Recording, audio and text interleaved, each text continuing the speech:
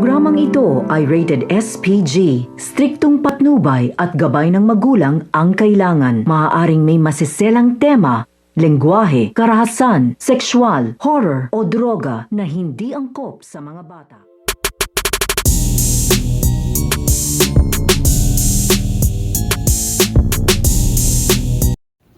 Sa pagbabalik nila Carlo Dalisay at Tapos Aguila dito nga sa serbisyo at pagiging pulis ay dito na nga nila kaagad hahanapin ito nga mga wanted na ito nga si Renato, si Arturo at ito nga si Lily at agad-agad nga nila ditong malalaman kung saan nga nagtatago ito nga si Renato at pati na nga rin dito ito nga si Arturo. Kaya agad-agad nga nila ditong pinagplanuhan ang kanilang pagsugod dito nga sa pinagtatagoan ito nga ni Renato upang arestuhin na nga nila ito at sa pagdating nga nila dito nga sa kampo o sa pinagtataguan nito nga ni Renato at ito nga ni Arturo ay mapapasabak nga sila dito at ikakagulat nga nila dito dahil isang damakmak nga dito ang mga tauhan nito nga ni Renato na nag-aabang nga rin sa kanila. Kaya magkakaroon nga dito ng matinding bakbakan at makaagon at malalaman na nga rin dito nito nga nila Renato at ito nga ni Arturo na ito nga daw Tapos Aguila at ito nga daw si Carlo Dalisay ay sinugod na nga daw sila dito at makikipagsabayan na nga sila dito nga daw kay Carlo Dalisay